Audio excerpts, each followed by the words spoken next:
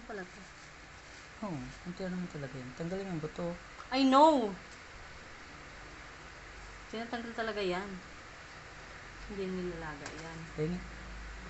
Ngayon na, bawal kumain na, hindi pa Grabe naman. kumakain ng kanin kasi sasakit ang tiyan. Ano pa, damdam? Oo nga.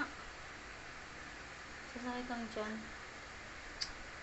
Once you eat it, cannot eat the rice. Ano ako pa to gustong bilhin dun sa ano eh. Yung Saan? tinitigilan. Patikim nga. Mamaya na nga. Kakain ng kanin kasi sasakit ang tiyan mo eh. That's na. Yung kaldereta mo ulan. Alin? Tingnan mo yung kaldereta mo. No. Sige, pag kinain mo to, itatapon ko to. Grabe naman. Anong, bawal nga kumain, hindi pa kumakain ng ano, ng kanin eh. Kasi sasakit yung tiyan.